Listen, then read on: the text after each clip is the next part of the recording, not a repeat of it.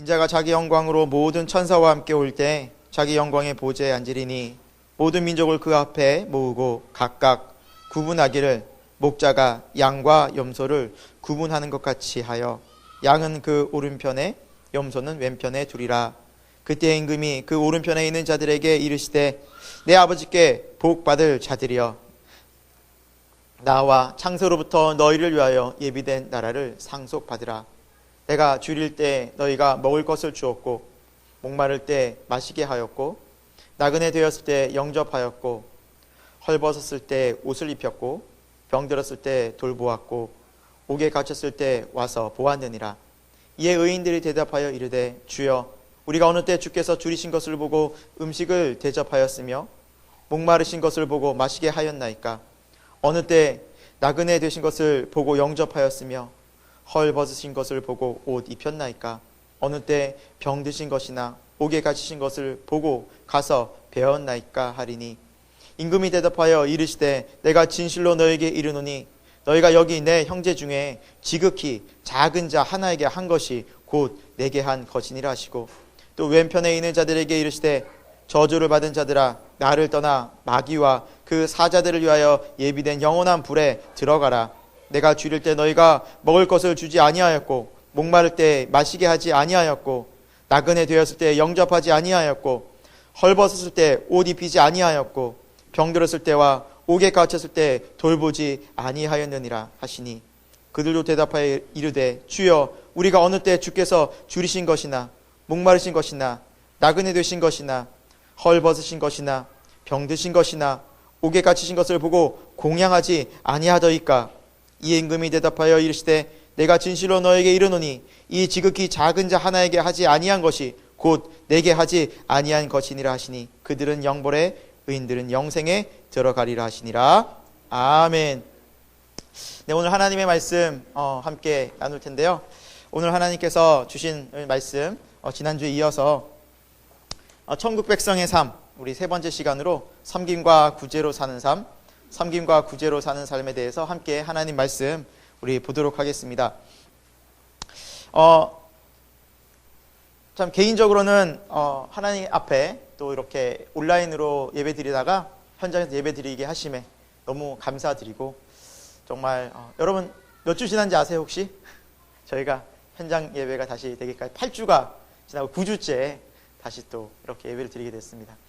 전반기에 한 번, 하반기에 한 번씩 해서 이렇게 온라인으로 예배 드리다가 현장에서 예배 드리게 되면 너무 감사드리고 또 천국 백성의 삶이라는 이 주제로 이렇게 설교를 하면서 이거는 꼭 마지막에라도 하나님 꼭 함께 말씀 나눴으면 좋겠다. 전체가 모여서 라는 마음이 있었는데 또 하나님 은혜 가운데 총정리하는 시간을 갖게 되었습니다. 여러분 뭐 지난 시간, 지지난 시간 어떻게 들었는지 혹 조시면서 혹 정말 주의가 좀 분주해서 집중하지 못하신 분들도 오늘 이 마지막 시간 함께 하나님께서 주신 은혜를 총정리하는 마음으로 들었으면 좋겠는데요.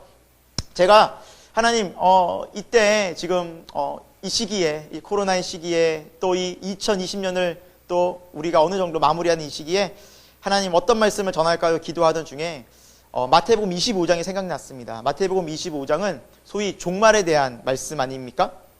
이 종말은 세상적으로 말하면 또 세상 사람이 듣기에 끝이다. 그렇죠? 끝났다. 절망이다. 어떤 일의 종말을 구하면 끝입니다 하면 사람은 어떻습니까? 낙심이 되죠. 끝났구나. 어떡하나. 세상이 종말이다. 그러면 사람들은 낙심되죠. 그러나 기독교의 종말은 끝이 아닙니다.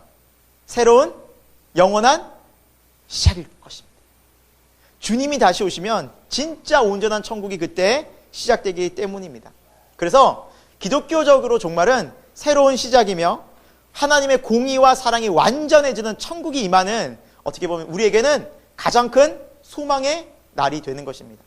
세상에서는 억울하고 답답하고 세상이 왜 이래라고 우리가 정말 탄식하는 일들이 너무나 많지 않습니까? 아무리 세상을 봐도 왜 이렇게 공의가 없지? 왜 이렇게 법과 질서가 이렇게 무너져 있지? 가진 자들만 배불리게 살아가고 있지? 악한 자들은 더 잘 되는 것 같고 열심히 살아가는 사람들은 더 힘들고 어렵고 상처받고 미래가 불투명해서 답답한 현실을 안고 하루하루 어떻게 살아갈지 모르는 그러한 삶을 보면서 세상이 왜 이럴까? 그러나 하나님의 나라의 의미에서의 영원한 이 세계가 열리는 종말은 하나님의 완전한 공의와 사랑이 영원한 천국으로 우리 인도하는 새로운 시작. 그래서 여러분, 성경은 창세기가 시작이라면 요한계시록이 마지막인 것입니다. 그러한 삶을 우리는 살아가고 있다는 것이죠. 우리는 지금 그 중간 지점, 어느 지점에 있습니다. 아니, 그 끝 지점을 향해 가고 있습니다. 하나님이 태초에 천지를 창조하시니라 라고 말씀으로 창조하시고 마지막에 내가 다시 오리라 하는 그 주님의 요한계시록이 성경의 끝인데, 시작과 끝 사이 우리는 어느 지점 가운데 있다는 것이죠. 그러면 우리는 그 지점에서 어떻게 살아야 하는가, 그 마음의, 그 생각의, 그 삶의 자세가 마태복음 25장의 비유 세 가지를 통해서 예수님께서 강조 3번 강조하신 것입니다. 우리가 첫 번째 살펴본 것이 열처녀의 비유였습니다. 여기 비유에서의 핵심은 무엇이었습니까? 준비하라는 것입니다. 신랑을 기다리는, 그 신랑과 함께 잔치에 들어가는 그 들러리들처럼 준비하고 기대하는 마음으로 있으라, 깨어 있으라는 겁니다. 뭘로 깨어 있어요? 기름을 준비하라 그랬습니다. 이 기름은 무엇이었어요? 성령입니다. 내 안에 성령님이 계시는가? 여러분, 이건 늘 점검해 봐야 됩니다. 성경은 말씀합니다. 성령을 소멸치 말라. 내가 때로는 성령 충만했어요. 뜨거웠어요. 한때 뜨거웠고 한때 열심히 있었고, 네, 우린 그럴 수 있습니다. 과거에. 그러나 성경은 말씀합니다. 늘 성령으로 충만해야 한다. 늘 깨어 있어야 한다는 것이죠. 그래서 늘 깨어서 성령 안에 내가 깨어 있는가 라는 삶을 늘 점검해 보라는 예수님의 말씀이었고요. 두 번째는 달란트 비유였습니다. 우리가 하나님께서 받은 재능, 은사, 각기 받은 능력들이 있는데 그것들을 하나님을 향해서 착하고 충성되게, 그리고 종으로서의 삶으로 열심히 살아가야 한다는 것입니다. 그래서 한 달란트 받은 사람이 땅에 묻어뒀을 때 주인이 와서 뭐라 말씀하셨습니까? 이 게으르고 악한 종아라고 말씀했습니다. 여러분, 하나님께서 우리에게 주신 물질, 시간, 건강, 기회 게을리하면 안 됩니다. 하나님이 반드시 말씀하시고 이것을 가지고 책임을 물으시는 날이 반드시 온다라는 것이죠. 그래서 우리는 깨어서 하나님의 말씀을 잘 분별해야 하는 것입니다. 그리고 오늘 마지막 시간입니다. 세 번째는 양과 염소의 비유입니다. 이 비유의 핵심은 오늘 우리가 본문 말씀 읽은 것처럼 섬김과 구제로 살아가느냐. 너희가 이 세상을 하나님의 백성으로, 나의 자녀로 섬기고 구제하고 봉사하며 살아가느냐라는 것입니다. 여러분, 우리가 소위 믿음, 구원은 믿음으로 받는다고 알고 있는데 사실 이 믿음에 대한 얘기가 전혀 없죠. 믿음으로 천국 간다고 우리는 배웠는데 예수님 믿으면 천국 가는 거 아니야? 그런데 왜 이렇게 다른 얘기들을 하실까? 다른 걸 보실까? 여기에서의 이 모습들은 믿음의 열매이자 증거라는 것입니다. 즉, 믿음 있는 사람은 반드시 이러한 삶을 산다라는 것입니다. 오늘 말씀도 섬김과 구제가 어떻게 됐느냐? 믿는 자들은, 예수님 믿는 자는 그 열매로 섬기고 구제하고 다른 이웃들을 돌아보는 삶을 반드시 살아간다라고 성경은 말씀하고 있다라는 것입니다. 자, 오늘 마지막 시간 세 번째, 섬김과 구제로 사는 삶의 정말 모습에 대해서, 이 믿음의 생활에 대해서 우리 함께 살펴보도록 하겠습니다. 첫 번째, 오늘 살펴볼 것은 창세로부터 예배된 하나님 나라가 있다라는 것입니다. 창세로부터, 태초부터 예비된, 하나님께서 작정하시고 준비하신 하나님의 나라가 있다라는 것입니다. 지금 우리는 코로나라는 이 세 글자 앞에 전 세계가 앞으로 언제까지 이런 삶을 살아야 할지 모르는 그 불투명한, 불확실한 시대를 살아가고 있습니다. 뉴스를 보니까 또다시 유럽에서는 재확산의 조짐이 보이고 있더라고요. 미국도 마찬가지. 정말 온 세계가 다시 이제 코로나에 다시 이게 또 재확산되면 어떻게 하나, 또 불안한 가운데 그런 상황들을 맞이하고 있습니다. 여러분, 코로나가 시작됐을 때만 해도 저부터도 그랬어요. 사스나 메르스처럼 좀 이따가 지나가겠지. 우리 그때 뭐 사스 메르스 국한 좀 조심하면서 잘 지나갔잖아 라고 생각했습니다. 아니 웬걸요? 사람들은 이게 코로나가 이렇게 중국에서부터 이렇게 왔을 때도 여행도 계획했었고 결혼식도 계획했었고, 저희 아이들 같은 경우에는 이제 둘째가 1학년 초등학교에 가기 위해서 준비도 하고 뭐 새 옷도 입히고 탁 하면서 다 준비했는데 학교를 못 가는 거예요. 결혼식도 못 하는 겁니다. 모든 여행이 다 취소됐습니다. 비행기가 안 뜨는 겁니다. 언젠간 뜨겠지, 언젠가 하게 되겠지, 언제나 학교에 가게 되겠지 했는데 지금 가을이 됐습니다. 여러분, 우리가 생각지도 못한 전 세계가 마비되는 일들이 왜 일어났을까? 여러분, 이 세상에 일어난 모든 일들은 하나님의 뜻과 섭리와 허락하심이 없이는 이루어지지 않는다라는 것을 여러분 꼭 명심하시기 바랍니다. 성경이 말씀하고 있는 것이 그것입니다. 욥기를 보십시오. 욥의 고난 누가 허락하셨습니까? 하나님이 마귀에게 한번 건드려봐.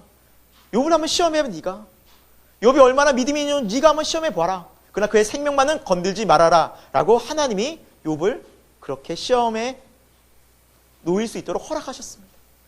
이사야서에는 어떤 말씀이 있습니까? 하나님께서 말씀하십니다. 내가 애굽도 바벨론도 내가 쓰다가 다 버리는 나라다. 마치 부지깽이와 같다. 여러분 어릴 때 우리 부모님 세대겠군요.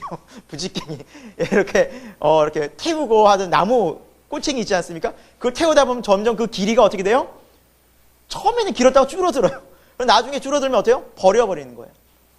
하나님이 애굽이라는, 이집트라는 큰 강대국도, 바벨론이라는 그 나라도, 모든 나라들이 하나님이 쓸 때는 전 세계에서 큰 나라로 쓰지만 하나님의 때가 되면 다 버려지는 그 부지깽이와 같다. 내가 세상을 다스린다. 예수님께서 말씀하셨습니다. 하늘 아버지가 허락하지 아니하시면 공중에 나는 새 한 마리도 떨어지지 않을 것이다. 하나님은 그렇게 다 섭리하시고 다스리시고 알고 허락하신다. 하물며 전 세계가 지금 코로나로 가득한 이것들을 하나님이 왜 모르실까라는 것 허락하셨습니다. 그럼 여러분 중요한 것은 그것입니다. 왜 허락하셨을까? 왜 이러한 상황들을 허락하셨을까?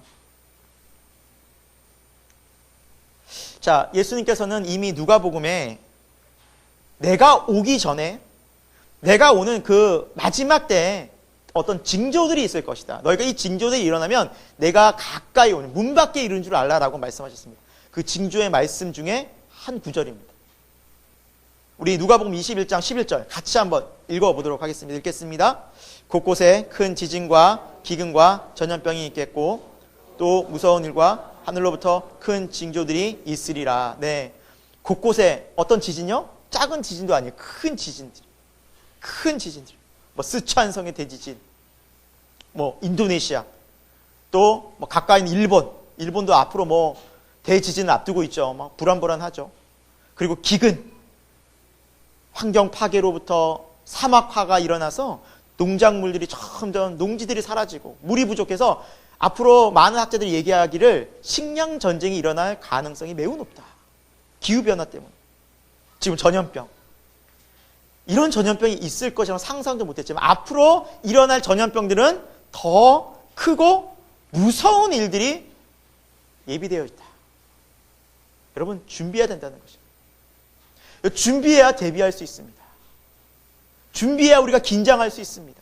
준비해야 이걸 알아야 깨어있을 수 있다는 것이죠. 하늘로부터 큰 징조들, 이건 뭘 말할까요? 지금 모르면 하늘에서도 어떤 큰 이 움직임들이 일어날지 모른다는 겁니다. 예를 들어 해성이 떨어질 수도 있고 소행성이 충돌할 수 있고 우리가 이제 앞으로 상상치도 못할 무서운 일들이 하나님이 이미 모아갖고 계신다는 거예요. 예정하셨다라는, 이건 반드시 이루어질 일입니다.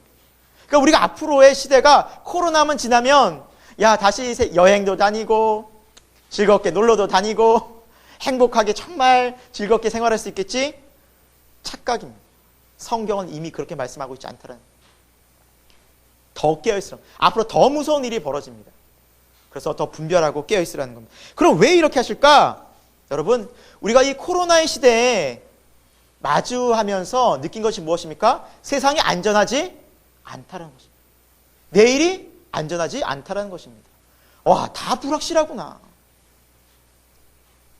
미국이 저렇게 흔들릴 줄은 몰랐고, 저렇게 무너질 줄 몰랐고, 전 세계에 내가 믿고 있었던 것들이 이렇게 다 불안한 겁니다. 건강, 그리고 돈, 그리고 내가 사는 모든 것들이 다 불안정하다는 것이었습니다. 그리고 성경은 말씀하기를 그 불안전한 것에 너희가 목숨 걸고 시간 투자하고 집중하지 말고 뭘 보라는 거예요? 깨어서 저 하늘을 봐라. 저 영원을 봐라. 라는 것입니다. 그래서 오늘 25장 34절은 예수님께서 우리에게 이렇게 말씀하고 있습니다. 우리 같이 한번 34절 본문을 같이 한번 읽어보도록 하겠습니다. 그때 임금이 그 오른편에 있는 자들에게 이르시되 내 아버지께 복받을 자들이여 나와 창세로부터 너희를 위하여 예비된 예비된 하늘나라를 상속받아. 창세로부터 너희를 위해 예비된. 그러니까 이제 마지막 때에 하나님께서 양과 염소를 나누실 텐데 이게 구원받은 자와 구원받지 못한 자 아니겠습니까? 그때 이 구원받은 자들에게는 하나님께서 창세로부터 예비된 나라, 이 예비된 나라를 상속받으라. 이 나라가 있다라는 것입니다. 여러분, 우리가 이때 어떤 것을 마음에 품어야 할까요? 그래, 더 이 불확실한데 내가 뭘 자꾸 쫓아가려고 하나? 왜 세상을 다 바둥바둥, 왜 하나님 믿는다 하면서 내가 왜 이렇게 살아가고 있나? 왜 나는 양다리 걸치고 살아가고 있나? 정신을 차려야 된다는 거예요. 마음을 빼앗기지 말라는 것입니다. 경고를 주님이 끊임없이 삐삐삐 울리고 있어요. 여러분, 운전하시는 분은 잘 아실 거예요. 80km가 앞에 있잖아요. 1km부터 빠방빠방 계속 울려요. 81km만 해도 계속 빵빵빵빵 빨간불이 계속 들어와요. 경고하는 거죠, 경고. 여러분, 하나님도 지금 계속 경고하고 계십니다. 세상 나라를 향해서 이렇다. 너희가 정신을 차려라. 내가 다시 올 거다. 내 말은 진리다라고 계속 말씀하시는 거예요. 근데 우리 마음은 자꾸 어때요? 세상과 타협하고 세상의 마음이 빼앗겨져 가죠. 돈도 벌어야 되는데 막. 불안정한데. 내가 이거 더 누려야 되는데. 내가 이거 지금 잡지 않으면 안 되는데. 물론 해야 됩니다. 여러분. 돈 벌어야죠. 살아야죠. 집 있어야죠. 건강해야죠. 그러나 그것 때문에 뭘 놓치면 안 된다는 거예요? 영원한 창세로부터 예비된 하나님 나라. 예수님이 그걸 지금 말씀하고 계십니다. 누누이 3번씩이나.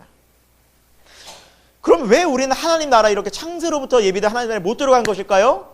사단의 유혹에 빠진 거예요. 사탄의 유혹에 빠진 거예요. 사탄이 우리를 향해서 하나님 아닌 이 세상을 더 멋지게 보여준 거예요. 그래서 육신의 정욕, 안목의 정욕, 이생의 자랑으로 막 하나님 아닌 다른 것으로 너무너무 막 유혹합니다. 야, 네가 삶의 주인이잖아. 네가 선택해. 그런 우리에게 다시 우리를 다시 살리기 위해서 하나님은 정신을 못 차리고 있는 우리에게 아들 예수 독생자까지 이 땅에 보내주셔서 우리에게 깨어있으라고 십자가를 지고 우리의 모든 죄를 대신해서 죽으심으로 하나님 나라를 다시 보여주셨습니다. 그래서 예수님께서 오셔서 마가복음 1장에 뭐라 말씀하십니까? 때가 찼고 하나님의 나라가 가까이 왔으니 회개하고 복음을 믿으라. 얼마나 주님이 급하셨으면 때가 찼고 하나님의 나라가 가까이 왔다 지금. 너희가 이럴 때가 아니라 빨리 회개하고 복음을 믿어야 한다. 구원에 이르러야 한다.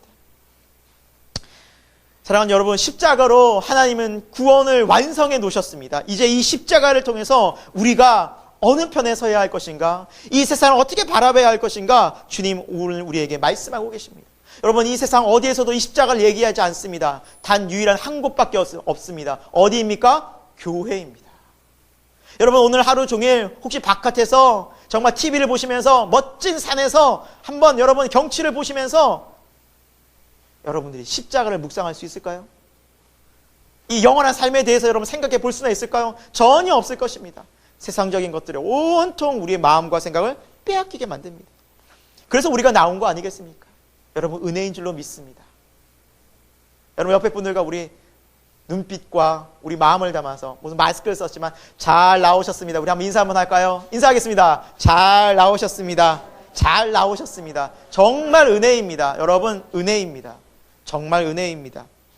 우리가 이 구원의 하나님의 방주대에는 교회, 여러분, 우리가 딱 믿음의 뿌리를 내려서 영원한 하나님 나라를 기다리는 우리 새생명교회 교우들이 다 되기를 예수 그리스도의 이름으로 축원합니다.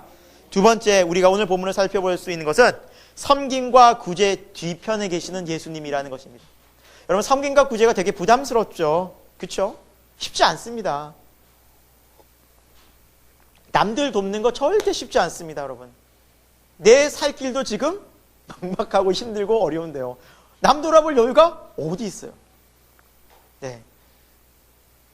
그런데 오늘 말씀은 섬기고 구제하라고 말씀합니다. 그런데 그 이유가 뭐예요? 그 뒷면에, 그 섬김과 구제 이면에 누가 계세요?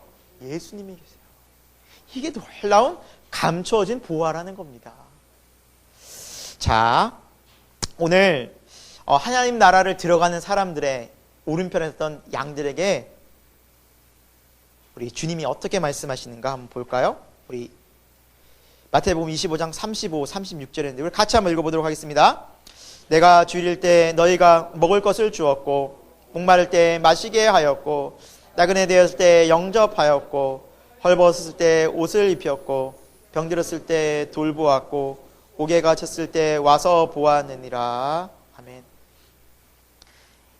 구원받은 자들에게 왜 우리가 구원받게 되었고 왜 우린 이 편에 섰습니까? 하니까 이렇게 주님이 말씀한 거예요. 내가 주일 때, 내가 목마를 때, 내가 나그네 되어서, 내가 배고플 때, 내가 병들고, 내가 억울한 일로 감옥에 갇혔을 때, 힘들었을 때, 고통 중에 있을 때 너희가 나를 와서 찾아서 도와주고 살펴보고 나를 보살펴 주었다. 아니 그렇게 얘기를 하자 그들이 대답하면 아니 언제 우리가 그랬습니까? 그게 40절입니다. 우리 같이 한번 읽어보도록 하겠습니다. 임금이 대답하여 이르시되 내가 진실로 너희에게 이르노니 너희가 여기 내 형제 중에 지극히 작은 자 하나에게 한 것이 곧 내게 한 것이니라 하시고 네. 언제 우리가 그랬습니까? 하니까 그래 작은 자 보잘것없는 자 너희가 그냥 스쳐 지나가는 자 관심 없이 그냥 어떻게 사는지도 모르고요 그냥 지나가는 자들에게 한 것이 곧 내게 한 거야. 내게 한 거야. 여러분 미국 일리노이 주에 있는 하비스트 바이블 채플을 담임하고 계시는 제임스 맥도날드 목사님이 계십니다. 이분이 그분입니다. 이분은 7개의 교회를 개척하셨고 라디오 방송 그리고 여러 가지 부흥회를 다니면서 유명한 대형교회 목사님이세요. 근데 이분이 마태복음 25장을 묵상하다가 그런 마음의 감동을 받은 거예요. 아, 양과 염소로 주님께서 그때 나누실 텐데 우리 교회 교인들은 양이 많을까 염소가 많을까 하면서 본인 교회 앞에 노숙자로 변신한 거예요. 전혀 못 알아보겠죠. 이분이 어떤 분인지. 그리고 이 모습을 영상으로 몰래카메라로 찍었어요. 그리고 페이스북에 이제 올린 자료인데요. 여러분 찾아보시면 있습니다. 그래서 다 이렇게 분장을 하고 전혀 못 알아보는.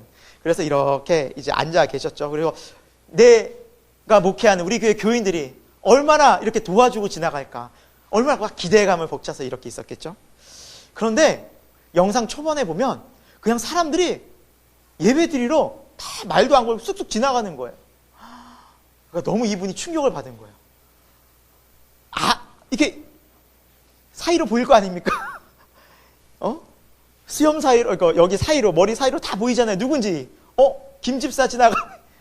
데이비드 지나가네. 제임스 지나가네. 제니퍼 지나가네. 이러면서 다 보이는데 그들이 그냥 나 모른 척 하면서 지나가니까. 그런데 몇몇 분들은 오셔서, 막 기도해 주시는 거예요. Dear Heavenly Father 하면서 이렇게 사랑하는 하나님 아버지 하면서 이분은 기도해 주고 축복해 주고 커피 사드리고 먹을 거 드리고 그 앞에 돈 이거 아이들이 와서 막 헌금은 아니었겠죠. 이렇게 구제로 이렇게 드리고. 근데 그 모습 속에서 목사님이 이 안에 가발 안에서 막 눈물을 막 계속 흘리셨대요. 눈물이 그렇게 나더래요. 아, 주님이 마음이 이러셨겠구나. 우리가 어려운 이유를 때 주님이 마음이 이러시게 막 우시겠구나. 그리고 여기서 끝나지 않았습니다. 설교 시간이 되었는데 왜 노숙자 한 분이 설교 강단으로 걸어오는 거예요? 제임스 맥도날드 분이 근데 사람들 웅성웅성 뭐야 이게 웅성웅성 거리는 거예요. 그리고 가면은 이게 머리가 없으셨어요. 그래서 가발을 쓰지 않으면 바로 알아봤겠죠. 그래서 가발도 다 쓰고 이제 내가 제임스 맥도날드 목사입니다. 여러분 이 모습을 본 교인들은 어떠했을까요? 충격과 공포 아니었을까요? 봤을 텐데, 나 그냥 지나쳤는데, 목사님이 나 그냥 다 보고 계실 텐데, 그 자리가 얼마나 가시방석일 거예요.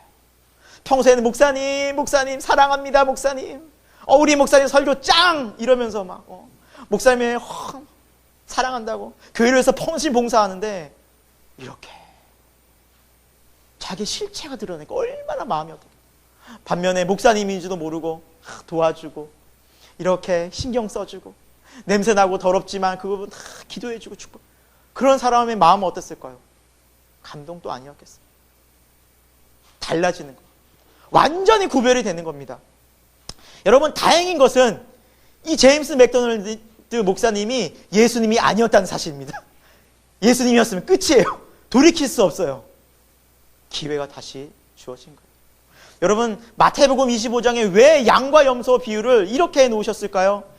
왜 제임스 맥도날드 목사님 이렇게 변장까지 하시면서 하셨을까요? 나중에 우리가 이것을 잊어버리고 살고 주님 앞에 섰을 때는 돌이킬 수 없다라는, 돌이킬 수 없다라는.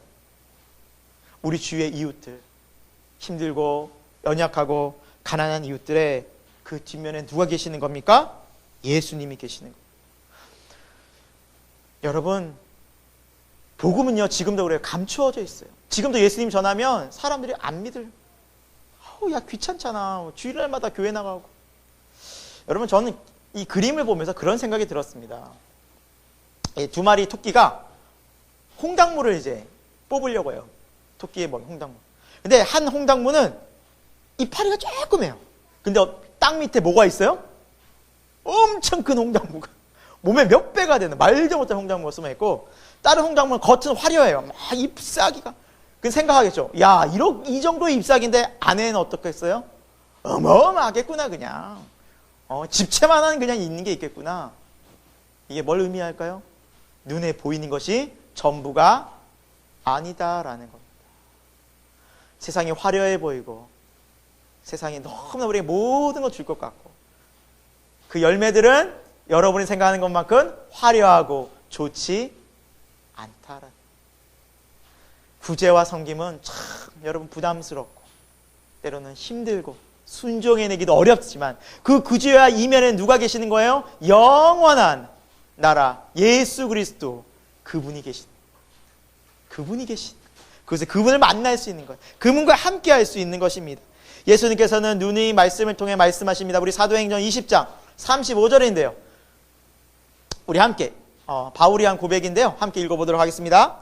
범사에 여러분에게 모범을 보여준 바와 같이 수고하여 약한 사람들을 돕고 또 주 예수께서 친히 말씀하신 바 주는 것이 받는 것보다 복이 있다 하심을 기억하여야 할지니라. 아멘. 주님이 친히 말씀하신 바 주는 것이 복되다. 받으려고만 하지 마라. 내가 이만큼 줬으면 저 사람도 당연히 줘야지. 그런 거 생각 따지지 말고 자꾸 주는, 베푸는, 나누는, 돕는, 구제하는 삶을 살아라. 그게 복되니라. 주님 말씀하셨습니다. 그게 감추어진 보화라는 것이죠. 여러분, 이광기 집사님의 이야기가 제가 한때 설교도 예화 한번 든 것 같은데 아마 알고 계시는 분도 계실 것입니다.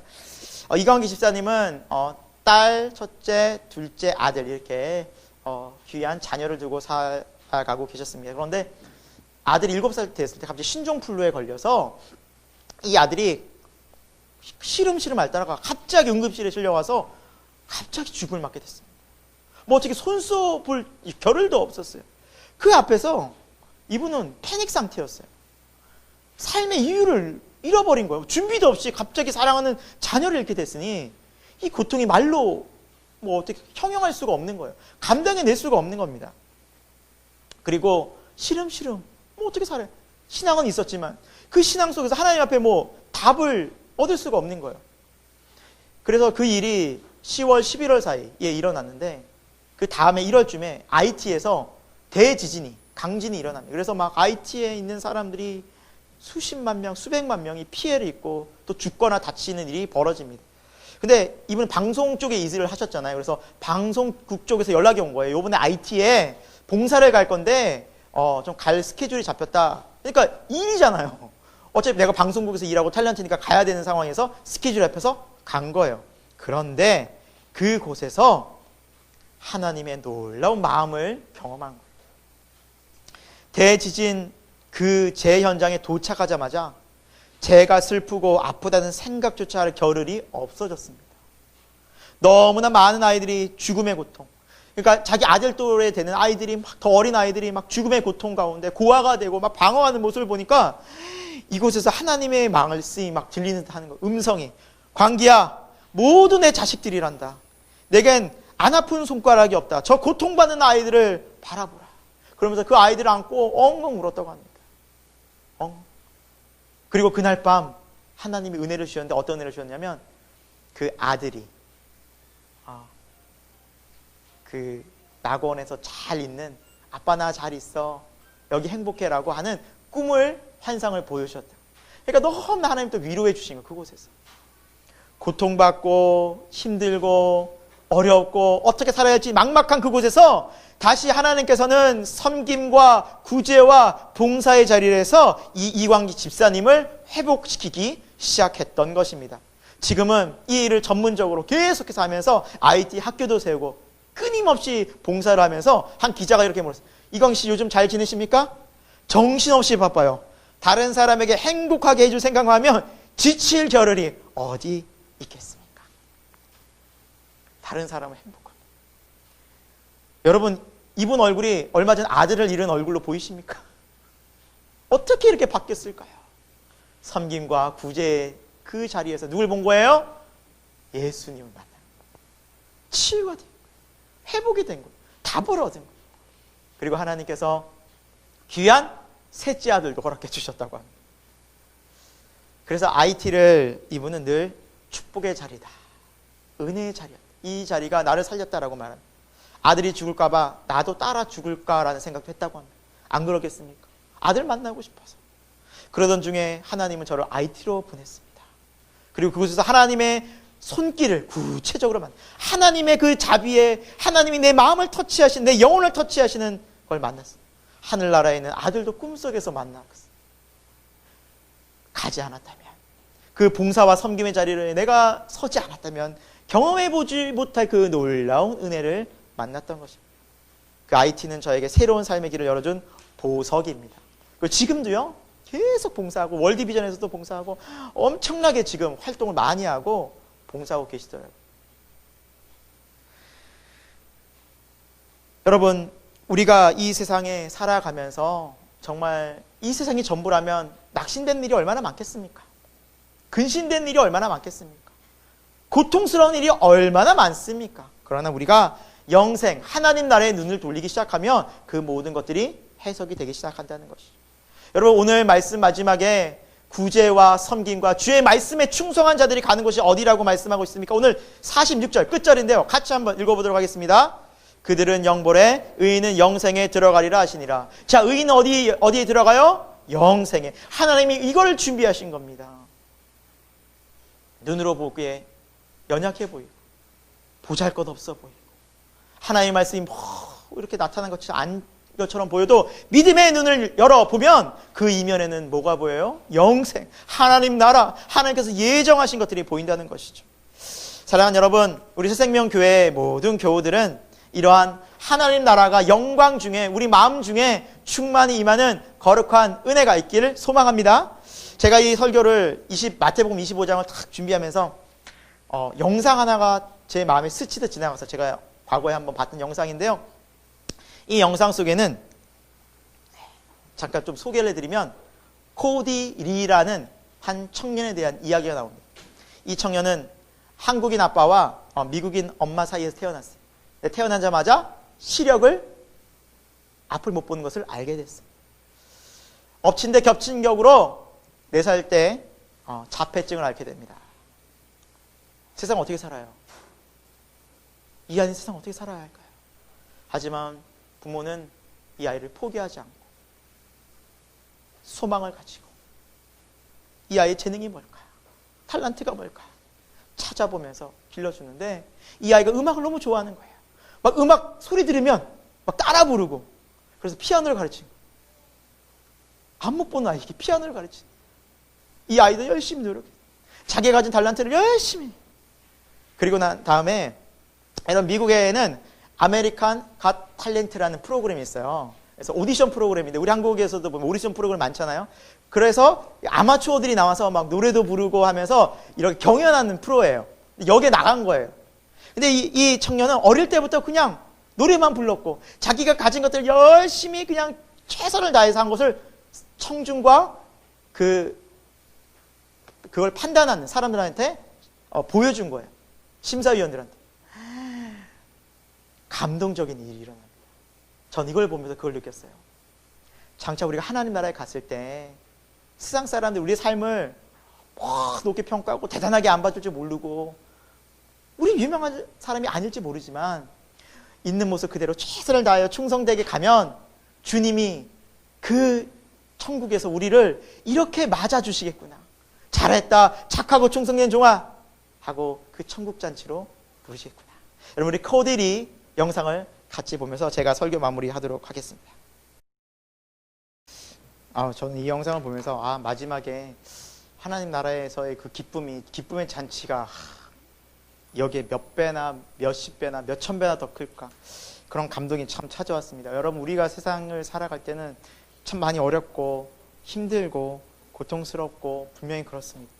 그러나 그 하나님 나라에 우리가 갔을 때 하나님께서는 천국 잔치를, 기쁨의 잔치를, 나와 함께 기쁨의 잔치에 참여하자라고 주님 초청하실 때 천군 천사들도, 삼위일체 하나님도, 천국 백성들도 다 함께 말로 못할 그 기쁨으로 우리를 영원한 기쁨으로 맞아 주실 것입니다. 사랑하는 여러분, 그렇기 때문에 우리가 이 세상을 소망 중에 살 수 있는 것입니다. 천국이 없다면, 부활이 없다면 우리는 이 세상을 살아갈 수 있는 어떠한 힘도 어떠한 소망도 찾아볼 수 없습니다.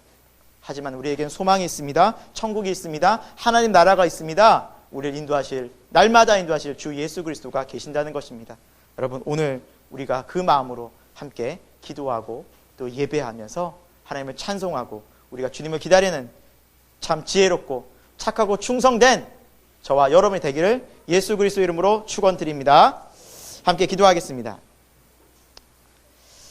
하나님 아버지, 우리의 삶 속에 예수 그리스도를 보내주셔서, 성령님을 보내주셔서 천국의 영생에 대해서 알려주시고 또 소망을 가지고 살아갈 수 있도록 날마다 우리를 인도하시는 하나님 앞에 모든 영광과 감사를 올려드립니다. 힘든 시기에 이 코로나 위기 속에서 여러 가지 경제적인 것, 또 관계적인 것, 또 건강적인 것, 많은 문제들이 우리 앞에 어려움 가운데 닥쳐온다 할지라도 그 속에서 임마누엘 하나님을 함께 하신 줄로 믿습니다.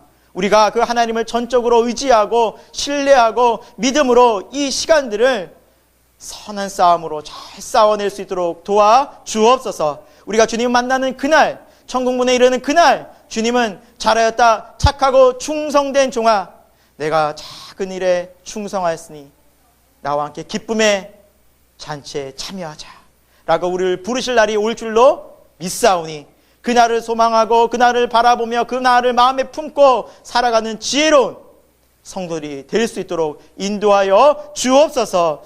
하나님 아버지, 오늘 우리가 함께 하나님 앞에 기쁨으로 감사함으로 현장에서 예배드리게 하심을 감사함을 드립니다.